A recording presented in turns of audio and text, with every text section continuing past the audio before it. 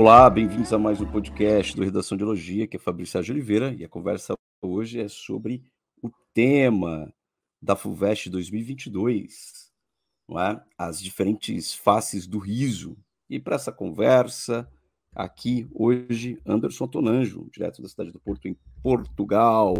Meu caro Anderson, suas primeiras impressões dessa proposta da FUVEST 2022, o que você achou dela? Surpreendente ou não surpreendente? Emblemática, atemporal, dentro daquilo que era o esperado? E o que a FUVEST trouxe aí? Primeiro, boa tarde para você, né? Boa tarde aqui no Brasil, quase boa noite aí em Portugal. Tamo junto, meu caro. Boa tarde, Fabrício. Salve, pessoal que está acompanhando aqui mais um podcast do Redação e Dialogia. Né? Achei o tema, se perguntou sobre ele, né? Achei ele bem atemporal mesmo, assim, né? A ideia do riso como um elemento cultural que perpassa a sociedade, enfim, né? Se a gente for cavocar ali nas origens da sociedade ocidental, a gente tem a comédia grega, né, como um elemento central de narrativa e coesão social. E, achei que é um tema com a cara da FUVEST. É o tipo de tema que poderia ter caído em 95, 2005, 2022. Né? Faz muito sentido. Ótimo tema. Ótima coletânea também. Coletânea curta, precisa, direta, né? Você tem ali coisas muito boas dentro dessa coletânea. Como você disse, o riso atravessa os tempos, atravessa as culturas. E tem 3 textos, os 3 primeiros textos dizem muito sobre isso. A gente vai conversar especificamente, né, sobre os 3 primeiros textos. E, efetivamente, a proposta não era uma pergunta, né? Foi uma pergunta no ano de 2021, se o mundo contemporâneo estava fora da ordem, lembrando, você deveria definir o que era mundo contemporâneo para você, depois definir o que é ordem para você, para depois responder a pergunta final e crucial, que é se o mundo contemporâneo está fora da ordem. Primeiro a gente precisa definir ordem. E aqui era uma afirmativa, né? Então, as diferentes faces do riso. Então, era para você fazer, mais uma vez, o espelho de Perseu, né, Anderson? Mais uma vez, a gente costuma dizer, a gente fala do espelho de Perseu. Que espelho de Perseu é esse?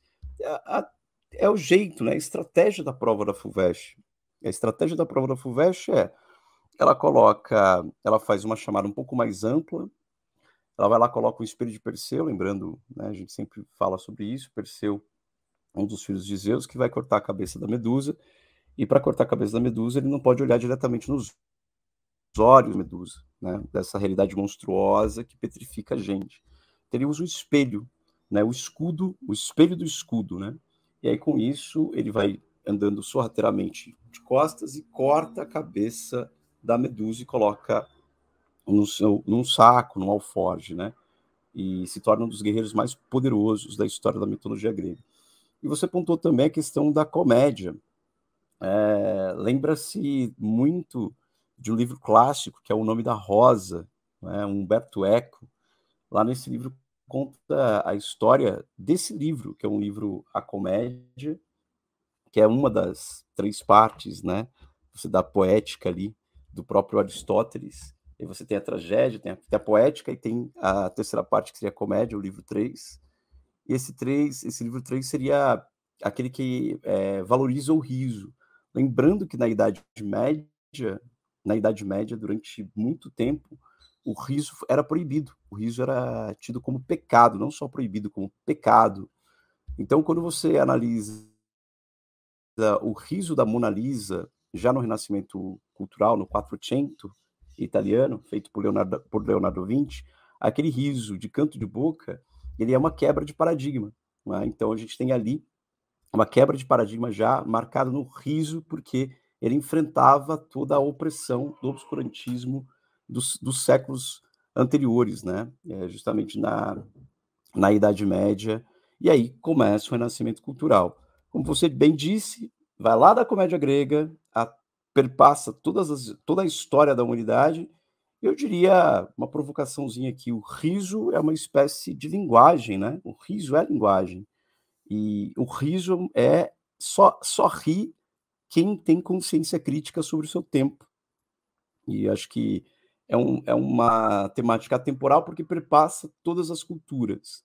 Mas o riso em determinadas culturas, ele é de um fundamento consciente e crítico sobre o viver em comunidade, né? Isso vai aparecer nas farsas de Gil Vicente, ou mesmo nos autos de Gil Vicente, né? O riso como ponto fundamental, dialogando com o teatro grego também, né? Dialogando muito, né? Que a base é do teatro grego. A gente tem aqui uma coletânea. Vamos. Mais algum comentário, Anderson, em relação ao tema e efetivamente a gente pode ler a coletânea? O que você acha? Vamos começar pela coletânea? Vamos lá, bora. Texto 1. Vamos lá. Bora lá. Então, beleza. Considerando as ideias apresentadas nos textos e também outras informações que julgar pertinente, redige uma dissertação em prosa na qual você exponha seu ponto de vista sobre o tema, as diferentes faces do riso. Então vamos lá, a gente vai precisar de um título também, mas isso a gente pensa no final. O primeiro texto é um texto da Folha de São Paulo, do físico Marcelo Gleiser, sobre o riso. Está lá na Folha de São Paulo algumas provocações e perguntas no primeiro texto do Marcelo Gleiser, né? Um astrofísico renomado brasileiro. Então vamos lá. Ele pergunta assim: por que rimos? Ninguém sabe. O riso tem uma qualidade universal. Todas as culturas têm seus contadores de piadas e, mesmo que a piada tenha graça só para uma cultura, as pessoas reagem sempre da mesma forma.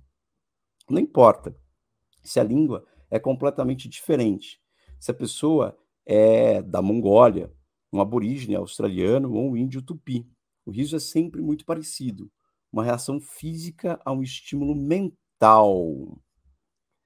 Nesse primeiro texto, Anderson, o que chama a atenção de você neste primeiro texto?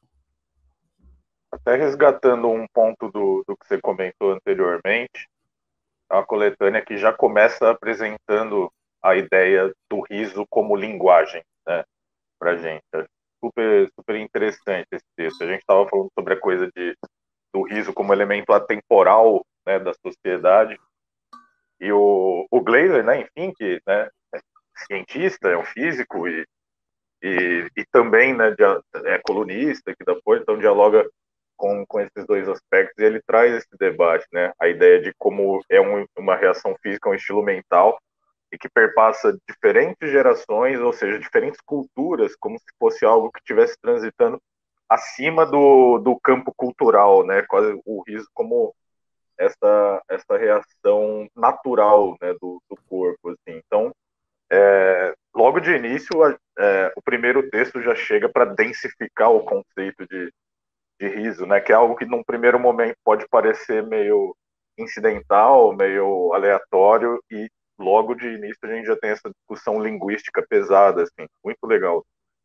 Muito, muito bem marcado mesmo. Eu gosto de separar o tema em 3, 4 partes ali. Para mim são 2 partes fundamentais. Eu estava pensando sobre ele na nossa frieza de análise. E a primeira coisa é você definir o que é o riso, né? O que é o riso. E aí o primeiro texto já faz isso para a gente. Lembrando, quando a gente está aqui categorizando o riso como uma espécie de linguagem, como parte da linguagem, né, porque faz parte da linguagem corpórea, faz parte do estímulo mental, entre outras coisas, a gente não está falando que o riso é língua, embora a gente possa estabelecer também uma língua do riso, né? Uma língua do riso, diferentes formas de rir. A gente está falando que é uma espécie de linguagem, um pouco mais complexo do que isso, por isso universal. Lembrando do lobo frontal humano, né? A questão do desenvolvimento humano, cognitivo humano, se dá para a expansão do lóbulo frontal, que é a questão do lugar da linguagem. Eu lembro, Anderson, lembro de uma anedota, estava conversando com o grande Valdemir Miotello, e aí há quase 2 décadas já, quando nasceu meu primeiro filho, ele falou assim: Fabrício, ensine para ele tudo, né?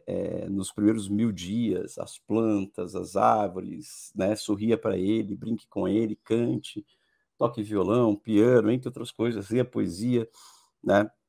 E ele fala assim, porque o Aristóteles diz que dos primeiros momentos ele é apenas um animalzinho ali até uns 40 dias. mas a partir dos 40 dias ele não ri, a criança, o bebê não ri, ele tem apenas espasmos de felicidade, que acabou de mamar, então ele solta aquela carinha boa, de regozijo, mas não é o riso. E segundo Aristóteles, quando ele olha, quando a criança, por volta de 40 dias de vida, por volta, né? Isso acontece antes ou depois, dependendo, né, das crianças, efetivamente. Por volta de 40 dias, a criança, quando ela interage com você e ri para você, ela entendeu, né, essa língua que você está transmitindo. E aí, quando ela ri, a consciência se abre. É o nascimento da consciência, começa ali. O próprio teórico Mikhail Bakhtin vai falar que a gente nasce duas vezes, né? A primeira vez é o nascimento físico, biológico, e o segundo nascimento é o nascimento da consciência. E o riso me vem a pergunta, né? Tipo, e uma provocação, efetivamente, para a gente pensar.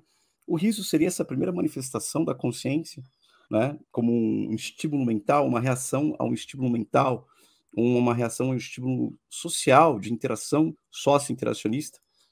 É só uma provocação aqui, porque eu acho interessantíssimo como o riso ele é universal mesmo, né? O riso tem uma qualidade universal, como diria o Marcelo Gleiser aqui, e esse riso é sempre muito parecido com uma reação física ou um estímulo mental. São duas partes que chamam muita atenção no texto do Gleiser. Aí o segundo texto, do Henry Bergson, O Riso, diz assim, abre aspas para o Bergson, para compreender o riso, impõe-se colocá-lo no âmbito em seu âmbito natural, que é a sociedade. Impõe-se, sobretudo, determinar-lhe a função útil, que é uma função social. O riso deve corresponder a certas exigências da vida comum. O riso deve ter uma significação social. Bergson, o riso. Acho que está dentro daquilo que a gente acabou de falar, né? Texto 1, texto 2, eles se complementam, dialogam ou não? O que você acha? Sim, sim.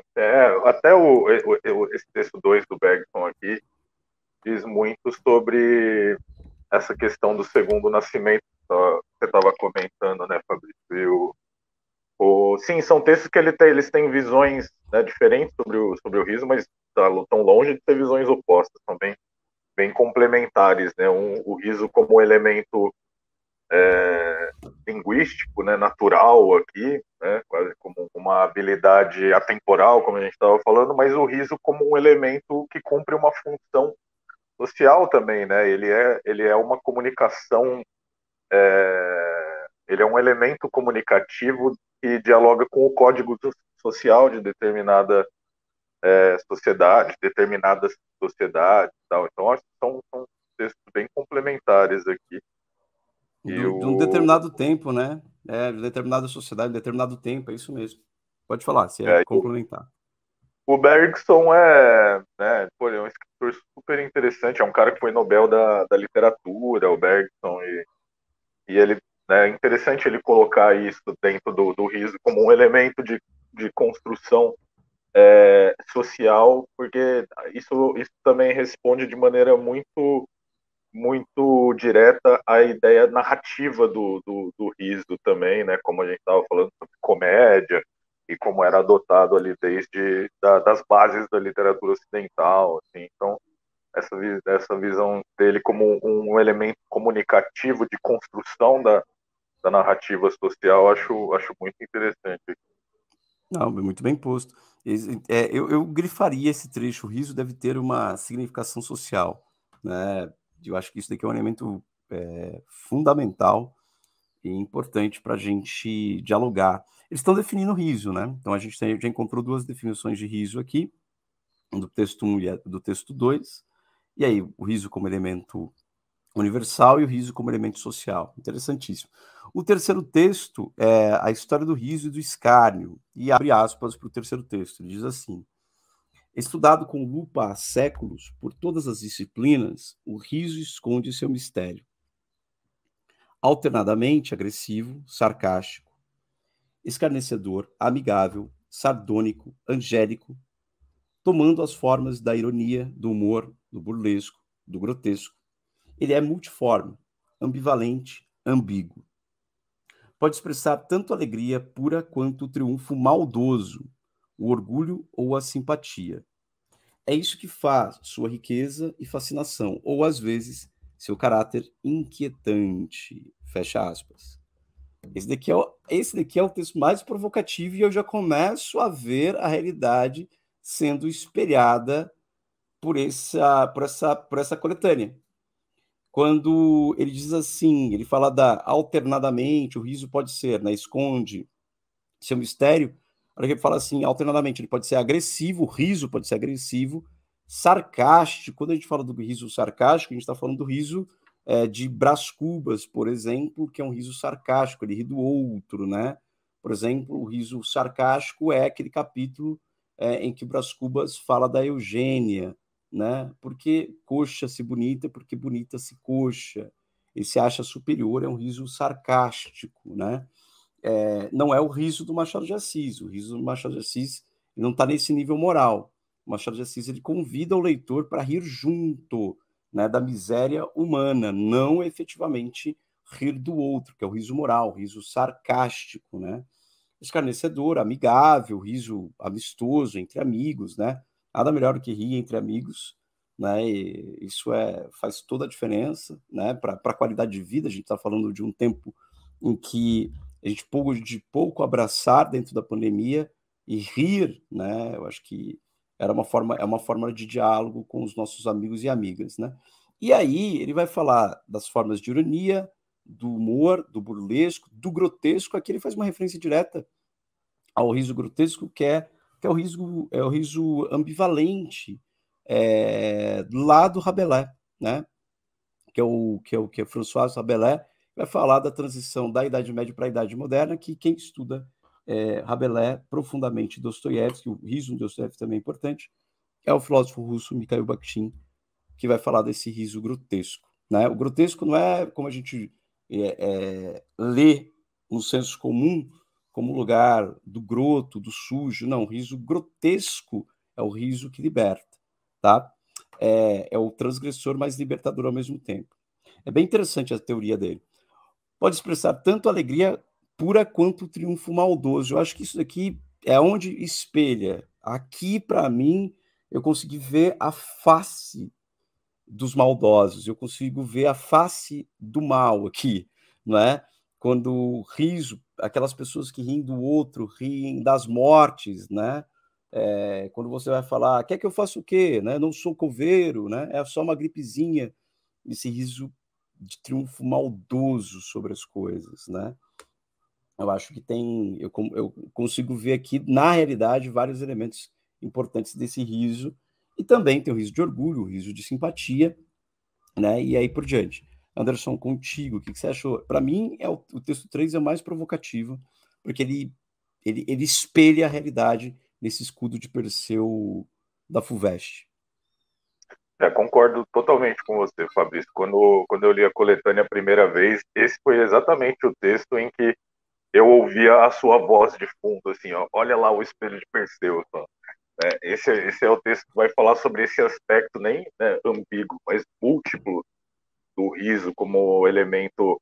Lá em cima a gente tem a introdução à ideia do riso como elemento natural, depois do riso como elemento social, e esse texto 3 que é justamente como a gente expõe, né, essa multifaceta do riso, né, como você falou, né, a questão quando ele falou, pode expressar tanto alegria quanto o triunfo maldoso, né, a gente isso diz tanto sobre o nosso contexto, sobre a nossa realidade, né?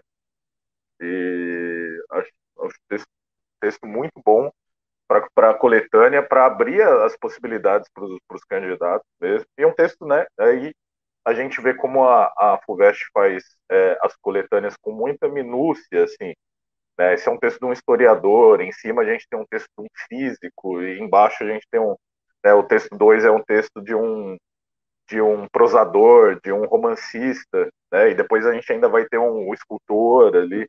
Coletânea muito. A própria coletânea ela é variada, né? O ISO, né? Que o texto 3 expõe isso para a gente. A coletânea oferece essa visão multifacetada, já que é a cara do que a FUVEST faz mesmo. Legal, muito bom. E essa coisa, você soltou esse multifacetado, as várias facetas, que é o tema, né? O texto 3 é o texto que ele traz as faces do riso, as formas do riso, né? Quais são as formas de riso da sociedade, quais são as facetas do riso. Então, o tema, as diferentes faces do riso. Acho que o texto 3, ele abre, né? Ele vai efetivamente provocar para que a gente observe a realidade atual ou a realidade histórica. Lembrando, quando a gente fala, escudo de Perseu, o que é isso? Então, efetivamente, é o seguinte, é que ela não vai te dar um tema, caiu tal coisa, ou chamou a atenção tal assunto na sociedade em geral. A FUVEST não vai fazer isso, não vai trazer um tema como eutanásia, o aborto, como a Unifesp costuma trazer, ou ela não vai trazer a questão das redes sociais, a questão do TikTok, ela não vai fazer isso. Ela vai mostrar como o riso, ela vai usar um conceito, ela é conceitual, ela não é filosófica, gente, ela não é filosófica. Ela usa de um texto, de um conceito amplo para que você obtenha a realidade. Para ver no texto 3 vários exemplos importantes da comédia grega, do teatro Gil Vicente, de certos governantes sarcásticos, né, que oprimem o povo, riem da cara do povo, entre outras coisas. Ok? E como você disse, esse ano não tinha poesia, Anderson, mas tinha arte. Né? E tinha um artigo do jornal É o País, aqui, ó, o É o País mais uma vez, que é uma grande fonte de notícia no mundo, né? No Brasil. O É o País, ele fechou, né, sua filial no Brasil agora, no mês de dezembro de 2021, mas está aqui, é um texto bem interessante. Diz o seguinte, texto 4.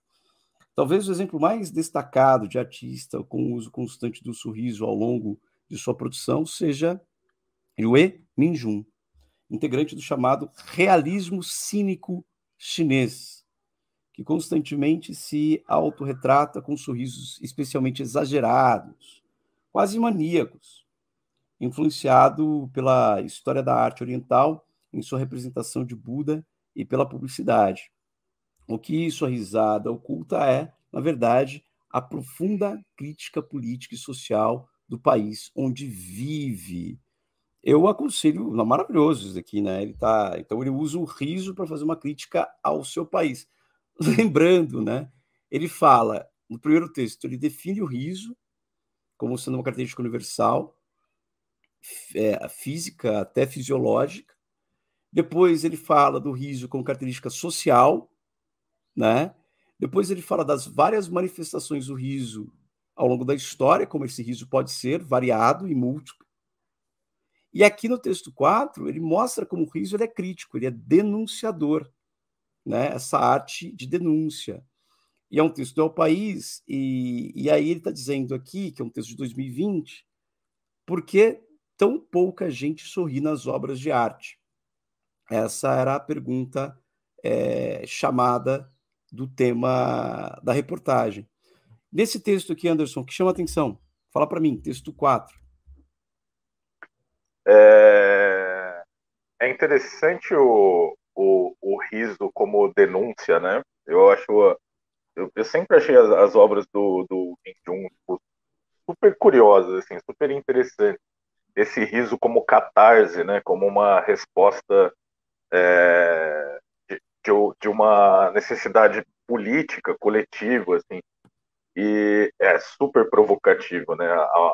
Esse quadro aqui, é claro, a obra dele, de maneira geral, é super provocativo. E isso explica, enfim, porque que ele sofre um determinado tipo de perseguição no cenário artístico chinês, né, justamente. Então, é muito interessante, como você falou, né, o caminho da coletânea vem construindo a ideia do riso como um elemento complexo socialmente aqui. E aí, quando a gente vê o riso, né, nessa função de denúncia, assim, isso é muito interessante para o debate. Isso claramente é um texto que a FUVEST iria trazer para um debate como esse, né? Dá muita densidade para o tema nesse texto aqui. A questão do riso desproporcional também, esse riso ele é gigantesco na obra, né?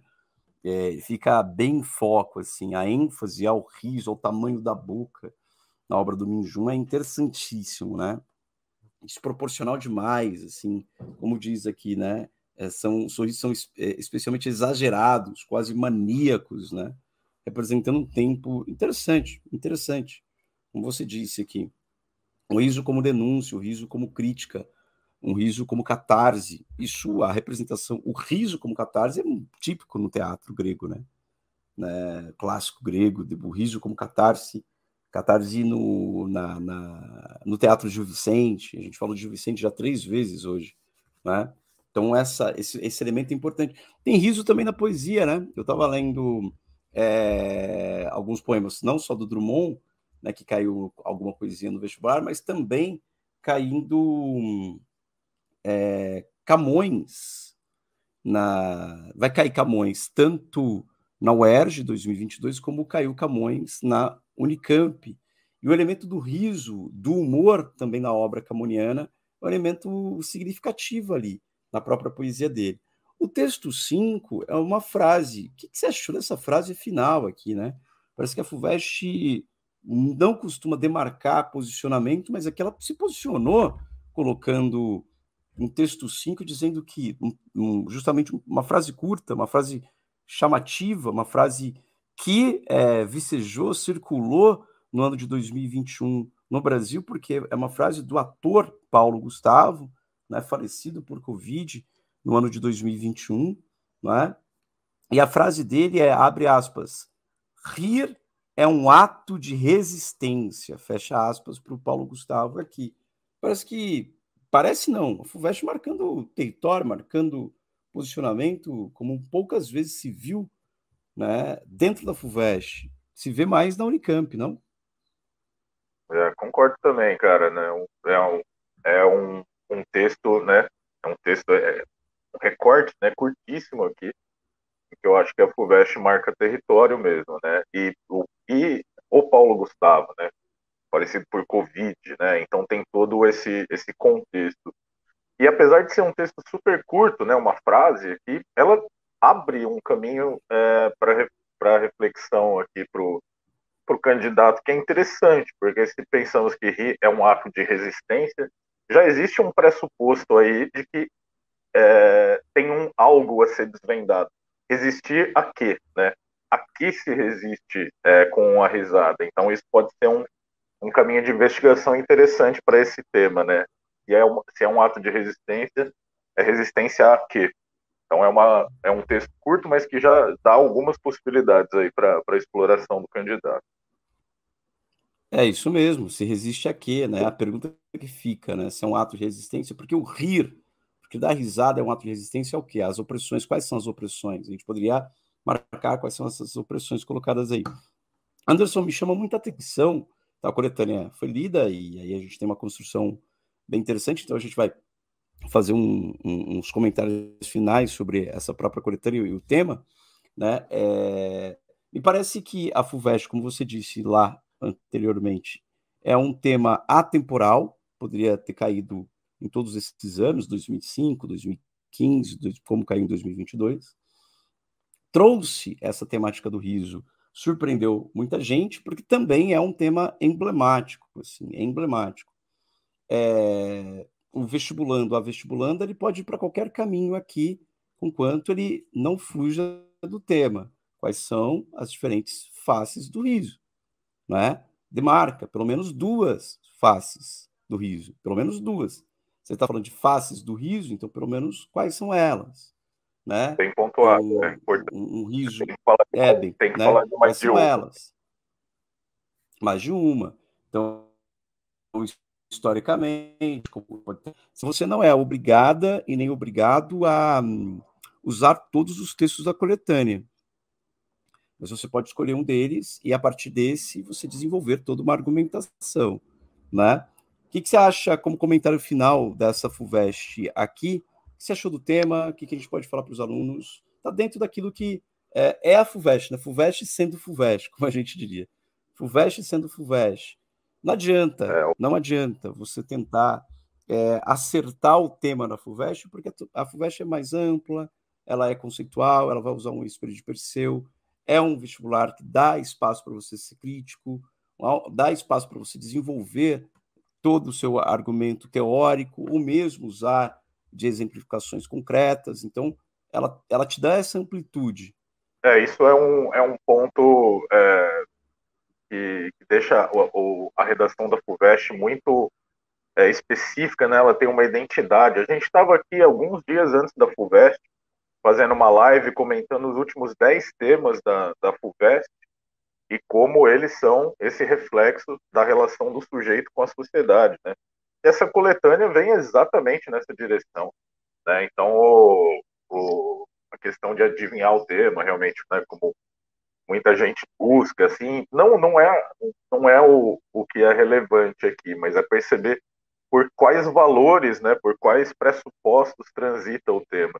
Então, a gente estava falando poucos dias antes da relação do sujeito e sociedade, né, e o tema é exatamente dentro desse âmbito. Então, é mais um excelente tema da FUVEST, gostei muito da coletânea e é totalmente dentro do que a gente esperava que fosse, né? Um tema para ser debatido daqui a 20 anos, quando a gente estiver falando da FUVEST 2042, esse tema vai fazer sentido aí. Olha, analisando os últimos 10 anos, os conceitos são importantes. A gente falou da sociedade do cansaço, do Byung-Chul Han, a gente falou da necropolítica, né? Como você vai rir num mundo necropolítico onde o Estado está matando, escolhendo quem morre, né? Em um determinado momento histórico. Então é muito de muito enfrentamento. A gente falou também em lives anteriores que o riso das pessoas no morro são formas de resistência também, né? A poesia é uma forma de arte, uma forma de rir também, né? O teatro, a arte, entre outras coisas, e a gente falou da sociedade do espetáculo, né? Eu acho que faz parte de um caminho também para falar do riso dentro da sociedade do espetáculo, do Guy Debord, justamente para falar do quê? Dessa construção, como que o todo que nos circunda está voltado para o espetáculo, para o riso, onde você não pode pedir ajuda também. Tem esse riso opressor, né? Tem esse riso opressor no próprio TikTok, né? Que você tem que demonstrar o tempo todo que você está bem. Achei pertinentíssimo, pertinentíssimo. É um tema que vão passar os anos e ele vai permanecer muito atual. Muito bem dito por você. É isso, meu caro. Alguma recomendação a mais para os alunos? É isso, né? É isso aí.